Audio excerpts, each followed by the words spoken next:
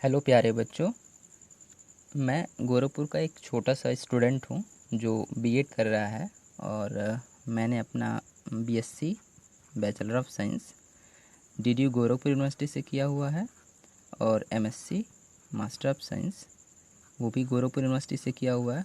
और अभी मैं बीएड कर रहा हूँ और एक छोटे स्कूल में पढ़ाता भी हूँ। राइट। मैं आपको बता दूँ, अभी लॉकडाउन चल रहा है और सभी लोग अपने घर आए हुए हैं, तो हम भी लोग घर आए हुए हैं। तो कुछ बच्चे हैं जो यूपी बोर्ड से पढ़ते हैं और आप जानते हैं कि यूपी बोर्ड के बच्चों को कुछ प्रॉब्लम होता है जो अच्छे से समझ में नहीं आ पाता है। और कभी कभी कभी कुछ टीचर्स भी अच्छे नहीं मिल पाते जिसके वजह से उन्हें प्रॉब्लम हो जाती है। राइट। तो मैंने सोचा है कि जो यूपी बोर्ड के बच्चे हैं उनको फिज़िक्स का कुछ अच्छा सा ज्ञान दिया जाए। जितना ज्ञान हमारे पास है मैं सोच रहा हूँ वो थोड़ा सा उनको दूँ, देखें क्या इफ़ेक्ट पड़ता है। और गांव के बच्चे भी आईआईटी निकालना चाहते हैं और गांव के बच्चे भी यूपीटीयू से इंजीनियर बन सकते हैं। राइट। बच्चों को एक छोटा सा गाइडेंस नहीं मिल पाता सही से अच्छे लेवल से। फिज़िक्स या केमिस्ट्री या मैथ या बायो बच्चे नीट भी निकालना चाहते हैं। जो बच्चे बायोलॉजी पढ़ रहे हैं वो क्या करना चाहते हैं, वो नीट भी निकालना चाहते हैं। उन बच्चों को एक छोटा सा पुश की ज़रूरत होती है, छोटे से पुश की ज़रूरत होती है। गांव के बच्चे बहुत तेज होते हैं बट थोड़ा सा पुश न मिलने की वजह से, थोड़ा सा बल न मिलने की वजह से वो क्या करते हैं, अच्छा परफॉर्म नहीं कर पाते। तो स्टूडेंट, मैं एक बात बता दूं, यहाँ पर आप लोग को फिज़िक्स का जो नॉलेज है वो बहुत ही अच्छा नॉलेज दिया जाएगा। राइट। आप बोर्ड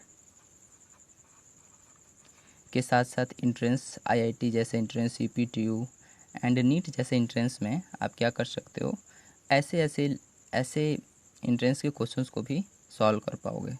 राइट। और ऐसा देखा गया है कि बहुत से वीडियो हैं यूट्यूब पे और ऑनलाइन ऐसे। तो फिज़िक्स के या बायो के किसी भी सब्जेक्ट के जो लेक्चर्स हैं वो इंग्लिश मीडियम वाले बच्चों के लिए बहुत ही अच्छे लेवल के हैं। बट जब हम गांव में आए तो देखा कि हमारे कुछ भाई लोग भी हैं और गांव में कुछ उनके फ्रेंड भी हैं जो क्लास 12 में पढ़ते हैं, बट उनको अच्छा सा कोई वीडियो नहीं मिल पा रहा है जिसके वजह से वो अपनी स्टडी को अच्छे से कर पाएँ। तो मैं घर ही था और सोचा हूँ कि सही है कि अगर ऐसा हो जाता तो गांव गांव के जो बच्चे हैं जो स्पेशली ओनली हिंदी मीडियम में स्टडी करते हैं उनके लिए कुछ बेनिफिशियल होगा। एक्चुअल में स्टूडेंट, मैंने अपना जो 12 स्टैंडर्ड तक की स्टडी जो की है वो यूपी बोर्ड से ही की है। और यूपी बोर्ड से करने के साथ साथ मुझे पता भी है बहुत ढेर सारे प्रॉब्लम भी आ जाते हैं। मैंने अपना बीएससी 2015 में किया है और एमएससी 2017 में किया है। और अभी कुछ बीच में गैप हो जाने के कारण इस समय मैं 2020 में बीएड कर रहा हूँ। राइट। तो ये एक छोटा सा इंट्रोडक्शन था। और अभी मैं एक तरीके से कहूँ कि आप लोग की तरह स्टूडेंट हो, आप लोग 12 के लिए पढ़ रहे हो, तो मैं अपने लिए पढ़ रहा हूँ, बीएड पढ़ रहा हूँ और छोटे मोटे एंट्रेंस की तैयारी भी करता रहता हूँ और स्कूल में पढ़ाता भी हूँ फिज़िक्स। एक्चुअली मैं सीबीएसई स्कूल में फिज़िक्स पढ़ाता हूँ,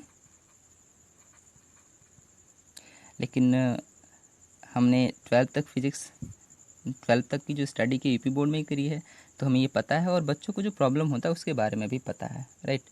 तो हम फिज़िक्स बहुत ही अच्छे से पढ़ेंगे और हो सकेगा तो हमारे कुछ मित्र होंगे या मैं ही मैथ के बारे में पढ़ाऊँगा और कुछ बच्चे होंगे तो फिज़िक्स के साथ साथ केमिस्ट्री और बायो के बारे में भी देखूँगा कि वो लोग बायो भी पढ़ाएँ। राइट। तो देखो, अगर हम बात करें फ़िज़िक्स के लिए, 12 की फ़िज़िक्स के लिए, तो आपको सबसे पहले क्या आना चाहिए? देखो, जो आपको मैथ आना चाहिए। Math, that is very important. जिस बच्चे को 10 तक की मैथमेटिक्स नहीं आती है वो किसी भी तरीके से 10 तक की मैथमेटिक्स जानेगा तभी उसको फिज़िक्स आ पाएगा। क्योंकि बिना 10 की फिज़िक्स जाने, बिना 10 तक के मैथ को जाने बच्चे को फिज़िक्स समझ में नहीं आएगा। तो मैं ट्राई करूँगा कि 10 का जो मैथ है वो भी साथ साथ इसको बताते हुए चलूँ आप लोगों को। राइट।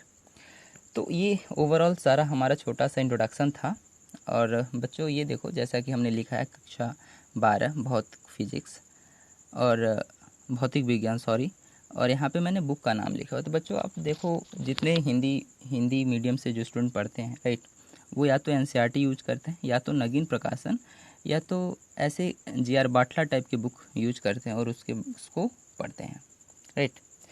तो हमने ये जो सिलेबस लिखा हुआ है वो नगीन प्रकाशन के सिलेबस से लिखा हुआ है। एक्चुअल में हमने एनसीईआरटी बुक ढूंढी और हमारे घर में मिला नहीं है, तो मैं सोचा हूँ लाओ नगीन का ही लिख देते हैं और बच्चों को आज से ही पढ़ाना स्टार्ट कर देते हैं। ठीक है बच्चों, एक बात बताना चाहते हैं हम आपको। सबसे पहले किसी भी चीज़ को स्टार्ट करने से पहले हमें देख लेना चाहिए उसमें कितने सिलेबस हैं, क्या क्या चीज़ें हमें पढ़नी हैं और कैसे ये डिवाइड है। तो देखो, अगर हम बात करें बच्चों, सिलेबस को हम कहते हैं पाठ्यक्रम राइट। और इसमें जो आपके फिजिक्स में जो सबसे पहला यूनिट है इकाई, जैसे कि आप जानते हो एक यूनिट में कई सारे पार्ट होते हैं राइट। तो उसी तरीके से आपका एक यूनिट है जिसको इकाई कहते हैं, उसमें एक वैद्युत इकाई है। इसमें वैद्युत क्षेत्र एवं विभव, गॉस का प्रमेय, वैद्युत धारिता, वैद्युत चालन और सरल परिपथ जैसे चैप्टर्स हैं। ठीक है, जैसे देखो वैद्युत क्षेत्र और विभव को इलेक्ट्रिक फील्ड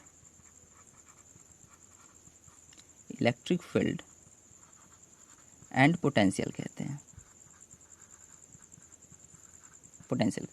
जैसे इसमें होता क्या है कि अगर कोई चार्ज है, आप पढ़ोगे क्या चार्ज होता है, कैसे ये जनरेट होता है, ये सारी चीज़ें आप अच्छे से समझ जाओगे। कोई चार्ज है किसी पॉइंट पर रखा हुआ है, तो अगर कोई और चार्ज यहाँ पे है तो इसके ऊपर कैसे फोर्स लगाता है, ठीक है, कैसे इसको अट्रैक्ट कर देता है, क्या है, इसको यहाँ रखने पे हमें कुछ वर्क करना पड़ता है। तो ये ढेर सारी चीज़ें हम इलेक्ट्रिक फील्ड एंड पोटेंशियल वाले चैप्टर में पढ़ेंगे। गॉस प्रमेय इलेक्ट्रिक फील्ड को ही समझने का एक छोटा सा प्रमेय है, जिसके बारे में हम पता कर पाएंगे कि कोई सरफेस है आपके पास, इसको कहते हैं गॉस थ्योरम। अगर किसी सरफेस के अंदर कोई इलेक्ट्रिक चार्ज रखा हुआ है राइट, तो इसके अंदर कोई इलेक्ट्रिक चार्ज यानी वैद्युत चार्ज रखा गया है। इलेक्ट्रिक चार्ज मतलब आवेश को, देखो हम आवेश को इलेक्ट्रिक चार्ज कहते हैं,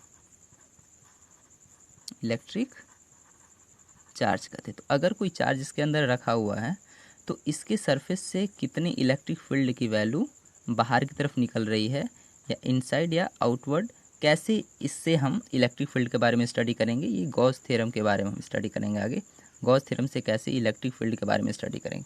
वैद्युत धारिता, जैसे कि एक बात बताइए आप, जब हमने चार्ज से, इलेक्ट्रिक चार्ज से, ठीक है, कोई फोर्स लग रहा है, कैसे वो चार्ज दूसरे चार्ज को अट्रैक्ट कर रहा है, जब ये सब ढेर सारी चीज़ें समझ गए, चार्ज को कंट्रोल करना समझ गए, चार्ज के बारे में सीख गए हम बहुत अच्छे तरीके से, तो देखो इस चार्ज को कैसे एनर्जी में कंबाइन करेंगे, कैसे बांधेंगे। देखो इसको कहते हैं इलेक्ट्रिक कैपेसिटर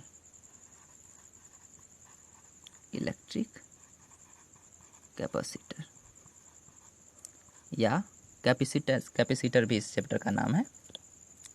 कैसे हम इलेक्ट्रिकल एनर्जी को स्टोर करेंगे। अगर हमारे पास एनर्जी है इलेक्ट्रिकल एनर्जी, तो इलेक्ट्रिकल एनर्जी को स्टोर कैसे करेंगे, हम इस चैप्टर में हम पढ़ेंगे इलेक्ट्रिकल एनर्जी को स्टोर करने के लिए। देखो होता क्या है, वैद्युत चालन को हम कहते हैं करंट इलेक्ट्रिसिटी। डियर, हम क्या कहते हैं, करंट इलेक्ट्रिसिटी।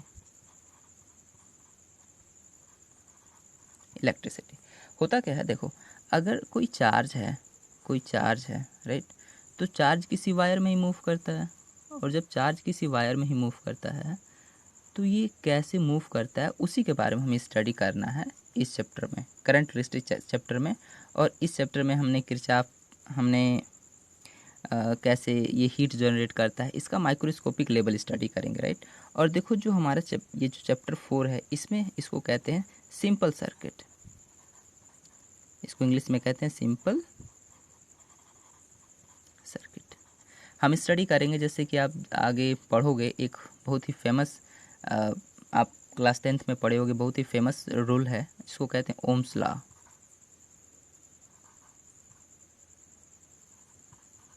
ओम्स लॉ आपने पढ़ा होगा कि अगर कोई कंडक्टर है और उसमें आपने क्या किया, कोई करंट फ्लो कराया पोटेंशियल लगा के, तो आप जानते हो कि अगर इसका रेजिस्टेंस आर है और इसमें करंट आई फ्लो कर रहा है, तो आप जानते हो कि ओम्स लॉ के अकॉर्डिंग, यानी ओम के नियम के according V equal to I into R होता है, राइट। तो इस चीज़ इतने सिंपल तरीके से ये दिया हुआ है, इसको अच्छे से हम इस चैप्टर में पढ़ेंगे जब ही हम पढ़ेंगे इसमें किरचॉफ प्रिंसिपल। क्या पढ़ेंगे? Kirchhoff law. किरचॉफ लॉ को बहुत ही अच्छे से पढ़ेंगे और जो कि सर्किट को कैसे सॉल्व करेंगे हम, ये सब चीज़ें हम इसमें पढ़ेंगे, राइट। उसके बाद ये आपका जो फर्स्ट यूनिट है वो किससे रिलेटेड है? ये सारा यूनिट आपका रिलेटेड वैद्युत से। वैद्युत के बाद देखो, अगर हम पढ़ें कक्षा 10 में की बात करें हम, तो क्लास 10th के फिजिक्स में हमने स्टडी किया था कि अगर कोई ऑब्जेक्ट है तो अगर कोई वायर है, वायर में करंट फ्लो कर रहा है, तो करंट फ्लो किया तो हमने बहुत ढेर सारी चीज़ें पढ़ी, राइट। और उसके बाद उसका जो नेक्स्ट चैप्टर था वो था मैग्नेटिक इफेक्ट ऑफ करंट। क्या था? Magnetic effect of current. Magnetic effect of current को कहते हैं वैद्युत चुंबकत्व। क्या कहते हैं? वैद्युत चुंबकत्व। तो देखो, इसके बाद हम किस चैप्टर पे आ जाते हैं? हम आ जाते हैं वैद्युत चुंबकत्व, जो आपका यूनिट 2 है। यूनिट 2 में आपको, जैसा कि आपने 10th में पढ़ा होगा कि अगर कोई वायर है, इसमें करंट फ्लो कर रहा है, तो इसके चारों तरफ मैग्नेटिक फील्ड आ जाता है। इसके चारों तरफ क्या आ जाता है? Magnetic field. और मैग्नेटिक फील्ड को कहते हैं चुंबकीय क्षेत्र। चुंबकीय क्षेत्र, इसके चारों तरफ मैग्नेटिक फील्ड आ जाता है। और इस मैग्नेटिक फील्ड के बारे में हम स्टडी करते हैं क्लास 10th में। उसी तरीके से इस 12 वाले फिजिक्स में हम वैद्युत चैप्टर को पढ़ने के बाद हम किस में स्टडी करेंगे? वैद्युत चुंबकत्व के बारे में। एक बात बता दें हम, जैसे आपका जो चैप्टर वैद्युत इम्पोर्टेंट है, उसी तरीके से हर एक एंट्रेंस के लिए, या तो ये UPTU हो या किसी भी स्टेट लेवल के इंजीनियरिंग के लिए, या तो वो IIT हो या तो नीट हो, किसी भी एंट्रेंस के लिए ये सारे जो फिजिक्स के चैप्टर हैं वो बहुत ही इम्पोर्टेंट है। आप बात मानो, अगर आप अच्छे से पढ़ते हो तो आपको फिजिक्स बहुत ही इजी हो जाएगा और आप बहुत ही अच्छा मार्क्स इसमें गेन करोगे। आगे आप किसी भी एंट्रेंस में या अपने बोर्ड में भी, राइट। तो आप मेहनत से पढ़ो और जो भी यहाँ पढ़ाया जाए बच्चों, आप उसको अच्छे से अपने नोट्स वाले कॉपी में लिख लो, राइट। तो देखो, वैद्युत चुंबकत्व की अगर हम बात करें, उसमें देखो गतिमान, आवेश तथा चुंबकीय क्षेत्र, इसको कहते हैं मूविंग। देखो, गतिमान में होता है मूविंग, आवेश में charge, moving charge and magnetic field. तो moving charge and magnetic field वाले चैप्टर में हम पढ़ेंगे कि अगर कोई चार्ज मूव कर रहा है, कोई चार्ज क्या कर रहा है? मूव कर रहा है। तो चार्ज के मूव करने से, अगर कोई चार्ज मूव कर रहा है, एक मिनट रुक जाओ, हाँ, अगर कोई चार्ज मूव कर रहा है तो चार्ज के मूव करने से इसके चारों तरफ मैग्नेटिक फील्ड आ जाता है, जैसा कि तुमने क्लास 10th में पढ़ा है। तो इसके मूवमेंट से जो मैग्नेटिक फील्ड आ जाता है, उसी मैग्नेटिक फील्ड के बारे में स्टडी करेंगे हम। और देखो, इस चैप्टर में हम बायो सेवर्ट लॉ के बारे में स्टडी करेंगे। बायो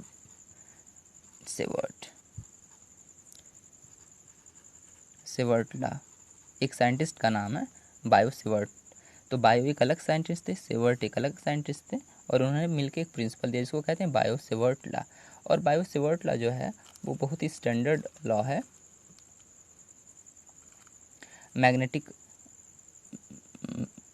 मैग्नेटिक इफेक्ट को पढ़ने के लिए, moving charge and magnetic effect को पढ़ने के लिए। देखो, उसके बाद हम आ जाते हैं चुंबकत्व पे। चुंबकत्व जैसे, इसको कहते हैं मैग्नेटिज्म। इसको क्या कहेंगे हम? मैग्नेटिज्म। देखो, मैग्नेटिज्म हम स्टडी करेंगे कि अगर कोई तुम्हारे पास मैग्नेट है, राइट, तो ये मैग्नेट किसी दूसरे मैग्नेट को कैसे अट्रैक्ट करता है और क्या रीज़न होता है, मैग्नेटिक फील्ड की प्रॉपर्टी क्या होती है। जैसे कि आप जानते हो कि जो नॉर्थ मैग्नेट है वो नॉर्थ मैग्नेट को क्या करेगा? रिपेल करेगा। और साउथ मैग्नेट को क्या करेगा? रिपेल मतलब क्या होता है? दूर भगाना। आप लोग याद करते चलना। देखो, इंग्लिश जो है ये तो सही बात है, हम लोग हिंदी वाले क्षेत्र में रहते हैं और हिंदी वाले देश में रहते हैं, बट याद रखना हमें इंग्लिश की बहुत ही ज़रूरत है। हर एक पॉइंट पॉइंट पर हमें अंग्रेजी आनी चाहिए, तभी हम कुछ अच्छा कर पाएंगे, राइट। तो याद रखो कि जो भी मैं चीज़ बोलूँ, जैसे मान लो कि मैंने बोला गतिमान आवेश, तो मूविंग चार्ज, तो आप याद रखना कि हम गतिमान आवेश को क्या कहते हैं, मूविंग चार्ज कहते हैं। और चुंबकीय क्षेत्र है तो आप उसको याद रखोगे कि हाँ सर ने बताया है या भैया ने बताया है, चुंबकीय क्षेत्र जो है उसको हम क्या कहते हैं, मैग्नेटिक फील्ड कहते हैं, तो आप याद रखते चलोगे। तो जैसे कि देखो हम बात कर रहे थे यहाँ पे कि चुंबकत्व यानी जो चैप्टर है उसको मैग्नेटिज्म कहते हैं, उसमें तुम्हारे पास जो मैग्नेट है, नॉर्थ साउथ मैग्नेट है। मैग्नेट में हमेशा याद रखना कि दोनों पोल होते हैं, साउथ और नॉर्थ दोनों पोल होते हैं। तो याद रखो जब नॉर्थ नॉर्थ पोल होगा यानी दोनों मैग्नेट का नॉर्थ पोल ला देंगे तो आप बताओ क्या करेगा, रिपेल करेगा यानी दूर भगाएगा। और अगर नॉर्थ और साउथ आ गया तो अट्रैक्ट करेगा, आकर्षण जिसको कहते हैं, आकर्षण करेगा, ठीक है। तो ये ढेर सारी चीज़ें हैं। तो इसमें हम कैसे अट्रैक्ट करता है, कितना फोर्स अप्लाई करता है, कैसे क्या चीज़ें वर्क करता है, इसके बारे में हम स्टडी करेंगे। अब देखो स्टूडेंट स्टूडेंट या छात्र जो भी हो, आप बच्चे हैं, तो चुंबकीय पृथ्वी का चुंबकत्व, तो देखो हम कोई भी ऑब्जेक्ट को, पृथ्वी का चुंबकत्व, तो देखो इसका पृथ्वी अर्थ और चुंबकत्व मतलब मैग्नेटिज्म, तो मैग्नेटिज्म ऑफ अर्थ या अर्थ मैग्नेटिज्म, इसको क्या कहोगे, मैग्नेटिज्म ऑफ अर्थ या अर्थ मैग्नेटिज्म, अर्थ मैग्नेटिज्म। तो देखो अर्थ मैग्नेटिज्म में हमें क्या पढ़ना है कि आपके पास अर्थ है, आप जानते हो, तो अर्थ पे अगर किसी मैग्नेट को हम ऐसे सस्पेंड करें, अर्थ पे किसी मैग्नेट को हम सस्पेंड करें, तो याद रखना ये ऑलवेज नॉर्थ साउथ डायरेक्शन में रुकता है। ये नॉर्थ साउथ क्या है, नॉर्थ उत्तर और साउथ में दक्षिण, जो आपका नॉर्थ साउथ दिशा होता है ना, उसी दिशा में क्या करेगा, ये स्टे करेगा। जब हम पढ़ेंगे अर्थ मैग्नेटिज्म तो उसमें अच्छे से बताएंगे कि क्या है। तो ये अर्थ का मैग्नेटिक फील्ड से क्या क्या रिलेशन है, क्या ऐसा है कि अर्थ के अंदर कोई मैग्नेटिक फील्ड है, क्या अर्थ के अंदर कोई मैग्नेट है, जिसके बारे में हम स्टडी करेंगे। तो ये ढेर सारी चीज़ें हैं जो हम अर्थ मैग्नेटिज्म वाले चैप्टर में या पृथ्वी के चुंबकत्व वाले चैप्टर में पढ़ेंगे। वैद्युत चुंबकीय प्रेरण देखो क्या होता है।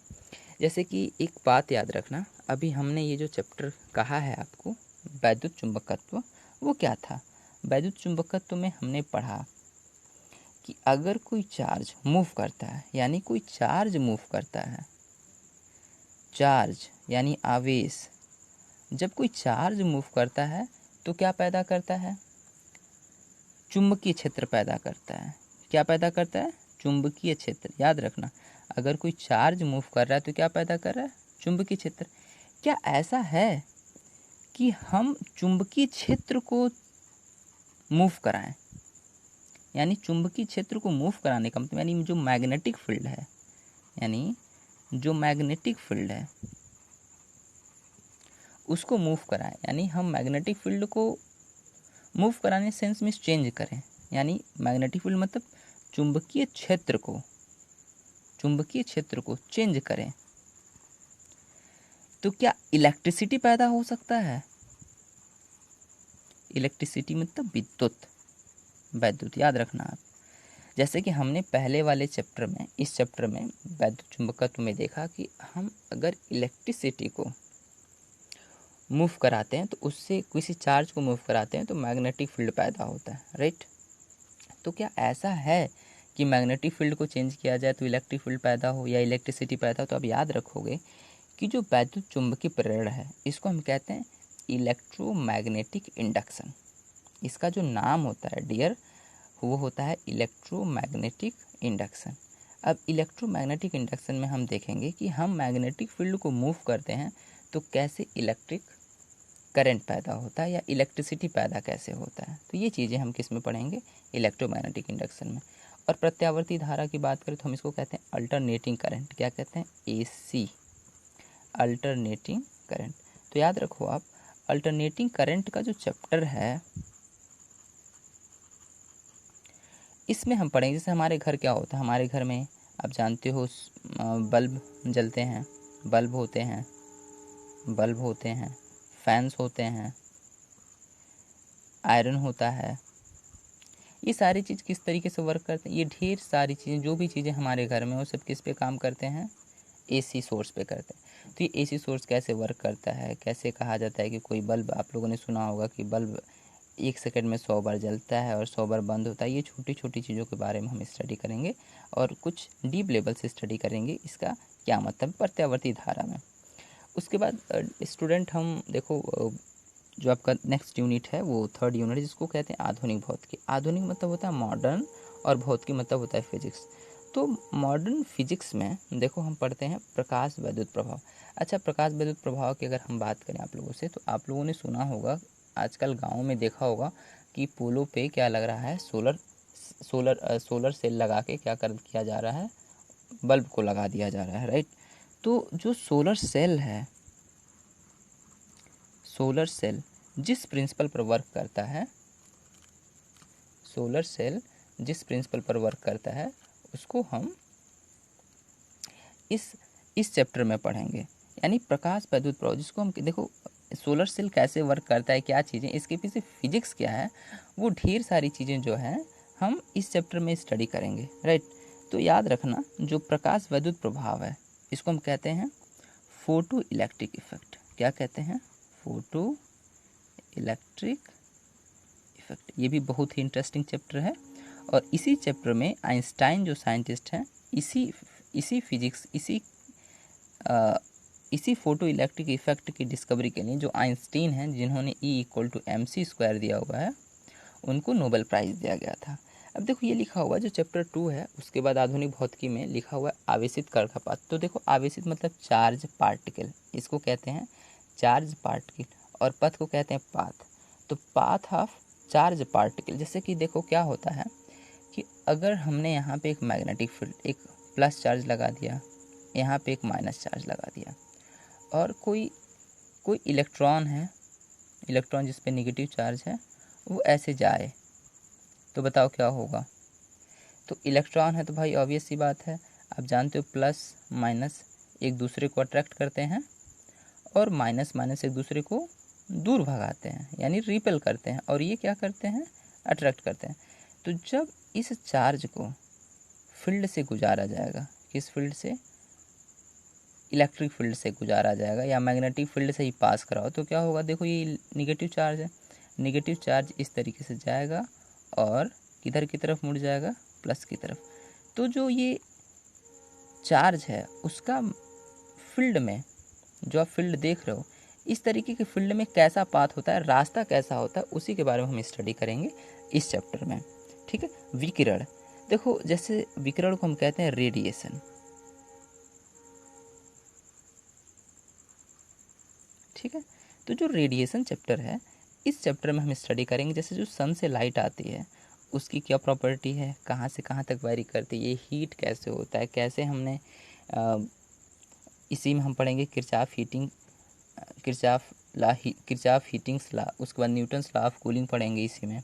और इसी चैप्टर में हम पढ़ेंगे ब्लैक बॉडी यानी कृष्णिका के बारे में पढ़ेंगे। ब्लैक बॉडी रेडिएशन मतलब इसको कहते हैं कि आदर्श कृष्णिका, आप लोग पढ़ोगे आगे, आदर्श कृष्णिका यानी ब्लैक बॉडी के बारे में हम इसी चैप्टर में पढ़ेंगे। और देखो परमाणु की संरचना, देखो परमाणु में होता है एटम और संरचना में होता है स्ट्रक्चर, तो इसको पढ़ोगे स्ट्रक्चर ऑफ एटम एंड स्पेक्ट्रमों की उत्पत्ति। तो उत्पत्ति को कहते हैं जनरेशन, या आप कह दोगे emission of spectrum, emission of spectrum. तो इस चैप्टर में हम पढ़ेंगे, जैसे देखो कभी कभी आप सड़क पे जाते हो तो क्या होता है, आपने देखा होगा कि जो कोई चीज़ लिखा होता है, जैसे मान लो लिखा हुआ है इस तरीके से, साइन बना हुआ है इस तरीके से, सॉरी इस तरीके से देख लो बड़े से, इस तरीके से साइन बना हुआ है, ब्रेकर का साइन है ये। तो देखते हो जब लाइट इस पर पड़ती है तो ये साइन करता है, जैसे लाइट पड़ी तो ये चमका और उसके बाद फिर से क्या हो गया, फिर से हल्का हो गया। तो ये जो चीज़ें हैं, क्यों ये चमकता है, क्या रीज़न है, और कैसे कहा जाता है कि आपने सुना होगा केमिस्ट्री में कि जो न्यूक्लियस है, न्यूक्लियस के चारों तरफ क्या करता है, न्यूक्लियस के चारों तरफ इलेक्ट्रॉन मूव करता रहता है। तो जब इलेक्ट्रॉन मूव करता रहता है तो कहा जाता है कि इलेक्ट्रॉन जब लोअर लेवल से अपर लेवल में जाता है और फिर से आता है तो एनर्जी रिलीज़ करता है। तो जो एनर्जी रिलीज़ करता है उसके बारे में हम स्टडी करेंगे इस वाले चैप्टर में, परमाणु की संरचना तथा स्पेक्ट्रमों की उत्पत्ति में। एक्सरे, देखो एक्सरे इसी तरीके की किरणें होती हैं, जैसे कि हम पढ़ेंगे एक्सरे। तो आप देखे होंगे कि जो स्टूडेंट कभी कभी किसी का हाथ वाथ टूट जाता है तो लोग कहते हैं कि भाई एक्सरा करा के आया ये। तो in this chapter we will study about X-ray, how the X-ray work, कैसे एक्सरे जो किरणें हैं वो वर्क करता है। अब देखो उसके बाद जो हमारा नेक्स्ट यूनिट आता है वो होता है इलेक्ट्रॉनिक्स, जो 4 यूनिट 4th नंबर यूनिट है। और उसमें देखो आपने पढ़ा अर्धचालक और दूसरा क्या पढ़ना है, कंप्यूटर, राइट। तो अर्धचालक को हम कहते हैं सेमीकंडक्टर। क्या पढ़ते हैं, सेमीकंडक्टर। और आप कंप्यूटर को तो जानते ही हो, कंप्यूटर ही पढ़ेंगे, राइट। तो देखो सेमीकंडक्टर जो चैप्टर है उसमें आप याद रखना कि जो इन सब जितना भी आपने आगे देखा उन सारे चैप्टरों में से सबसे लेटेस्ट यूनिट होता है, सबसे लेटेस्ट यूनिट है ये सेमीकंडक्टर यूनिट। सेमीकंडक्टर में जैसे देखो आपने सुना होगा कि, जैसे कि आप सुनो एक बहुत ही अच्छी बात है। अब देखो एक छोटा सा चार्जर होता है। आप देखो, अब सबसे अच्छी बात तो ये है कि जो गांव में स्टूडेंट है पहले उनके पास फ़ोन नहीं हो पाता था और वो चाह के भी वीडियो नहीं देख पाते थे। तो अब उनके पास भी, गांव में जो बच्चे हैं वो भी अब ऑनलाइन पढ़ाया जा रहा है उनको भी। तो अब उनके पास फ़ोन भी आ गया और बच्चे अच्छे से वीडियो देख सकते हैं और उस पर अच्छे से स्टडी भी कर सकते हैं। तो ये जो वीडियो बनाया जाएगा वो आप लोगों के लिए बहुत ही बेनिफिशियल होगा, राइट। तो देखो जो अर्धचालक की बात करें हम, सेमीकंडक्टर की, तो आप एक बात जान लेना, आपके पास जो फ़ोन है, आपका फ़ोन जब चार्ज किया जाता है, राइट, फ़ोन जब आपका चार्ज किया जाता है तो आपने देखा एक छोटा सा चार्जर होता है, एक छोटा सा चार्जर, इसमें देखते हो आप पिन लगा होता है और ये पिन इसके फ़ोन में लगा देते हैं हम लोग। तो ये चार्जर, अब बताओ ये इतना छोटा सा चार्जर ये इस फ़ोन को चार्ज करता है और हमें इसके आयरन को हम टच करते हैं। और कभी कभी क्या होता है, जब ये चार्ज नहीं करता है, ये जो फ़ोन चार्जर है वो कभी कभी चार्ज नहीं करता है, तो हम क्या करते हैं, इसको अपने माउथ में ले लेते हैं, माउथ में लेके चेक करते हैं कि ये झंझनाहट हो रही है कि नहीं। तो जब झंझनाहट होने लगती है तो हम कहते हैं हाँ हाँ ये चार्जर सही है। तो बताओ, अगर हम अपने, जो से ये हमारे घर में सर्किट होता है आपने देखा होगा, अगर इसमें अपनी उंगली रख दो ऐसे तो आपको लाइट तो लग जाएगा, बहुत ही तेज़ लाइट लग जाएगा। और जब लाइट तेज़ लग जाएगा तो बहुत ही प्रॉब्लम हो सकती है। बट चार्जर में ऐसा क्या होता है कि ये यहाँ तक इतने कम वोल्टेज पर बैटरी को पहुँचाता है, इतने कम चार्ज पे पहुँचाता है आपको, जिससे फ़ोन चार्ज होता है। हम कभी कभी इसको अपने माउथ में भी रख लेते हैं। तो देखो ये जो चीज़ें होती हैं, एक तो डायोड से मिल के बना होता है, इसमें ट्रांजिस्टर भी होता है, बहुत ही ढेर सारी चीज़ें ऐसी होती हैं। और ये ढेर सारी चीज़ें सारी की सारी किससे बनी होती हैं, सेमीकंडक्टर से। तो ये सेमीकंडक्टर का जो चैप्टर है उसमें हम इलेक्ट्रॉनिक्स वाले ऑब्जेक्ट के बारे में पढ़ेंगे। और उसी के बाद हमारा जो चैप्टर होगा वो क्या होगा, कंप्यूटर। तो याद रखना मेनली जो सेमीकंडक्टर चैप्टर है उसमें हम डायोड के बारे में पढ़ेंगे, P type N type semiconductor के बारे में पढ़ेंगे। उसके साथ साथ हम ट्रांजिस्टर के बारे में भी पढ़ेंगे, कैसे ट्रांजिस्टर वर्क करता है, राइट। और देखो ये जो हमारा कंप्यूटर चैप्टर है वो मेनली किस पे डिपेंड करेगा, वो डिपेंड करेगा अर्धचालक वाले पे। और अर्धचालक के हिसाब से हमारे पास कुछ गेट्स होते हैं, एंड गेट, लिख लो नाम, कुछ समझ लो। कुछ गेट होते हैं, गेट मतलब आगे पता चलेगा। गेट मतलब एक तरीके से होता है लॉजिक को ऑपरेट करने के लिए कुछ इलेक्ट्रॉनिक डिवाइस बनाते हैं जिसको हम कहते हैं गेट। तो एक और गेट होता है, एंड गेट होता है और नॉट गेट होता है। कुछ इस तरीके से गेट के बारे में स्टडी करोगे आप, राइट। और देखो जो लास्ट यूनिट है, यूनिट 5, इस यूनिट में आप रेडियो एक्टिविटी के बारे में पढ़ोगे। आप क्लास, अगर बात किया जाए तो क्लास 9th के केमिस्ट्री में आपने थोड़ा सा रेडियो एक्टिविटी के बारे में पढ़ा होगा। जो हेनरी क्यूरे और पियरे क्यूरी जो थे, दोनों ने रेडियम की डिस्कवरी की थी। तो रेडियो एक्टिविटी के बारे में आप स्टडी करोगे। और उसी तरीके से मैं आपको बता दूं कि रेडियो एक्टिविटी के बारे में अगर हम कहें तो रेडियो एक्टिव ऑब्जेक्ट ऐसे ऑब्जेक्ट होते हैं जिससे, जैसे कि कोई सब्सटेंस है, ठीक है, तो इससे देखते हो आप हमेशा आप देख नहीं पाओगे, इससे अल्फ़ा बीटा गामा रे निकलता रहेगा। तो ऐसे रे को रेडियो एक्टिव मटेरियल कहेंगे और ऐसे रे को हम रेडियो एक्टिव रेस कहेंगे। आप लोग को बता दें, आप लोगों ने रदरफोर्ड एक्सपेरिमेंट पढ़ा होगा, क्लास 9th के केमिस्ट्री में रदरफोर्ड एक्सपेरिमेंट पढ़ा होगा। रदरफोर्ड एक्सपेरिमेंट,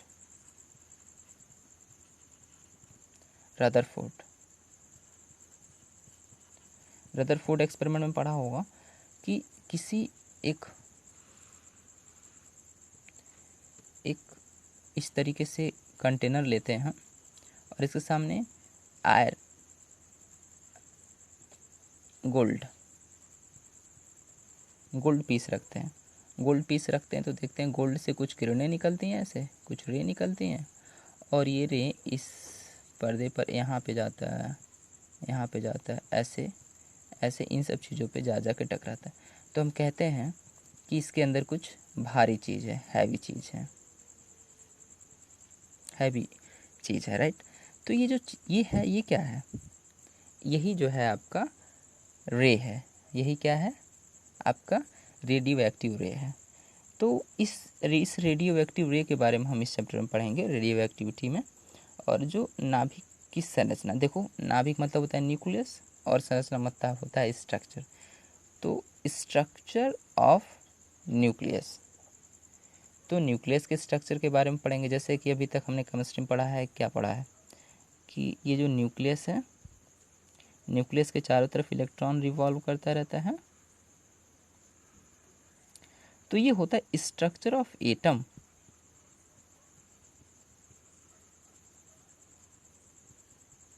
एटम के बारे में स्टडी करना, राइट। तो एटम में क्या होता है? इलेक्ट्रॉन, और न्यूक्लियस में होता है प्रोटॉन एंड न्यूट्रॉन। और स्ट्रक्चर ऑफ एटम के बारे में हमने ऑलरेडी स्टडी कर चुका है। We had already done about structure of atom, यानी एटम मतलब परमाणु की संरचना के बारे में, यानी एटम की संरचना के बारे में हमने पढ़ लिया। अभी इस चैप्टर में यानी 12 के फिजिक्स में हमको किसके बारे में स्टडी करना? नाभिक की संरचना, मतलब न्यूक्लियस का जो संरचना, न्यूक्लियस का जो कंस्ट्रक्शन है कैसे हुआ है, उसके बारे में स्टडी करना है, राइट। और देखो, और इसके पास कितनी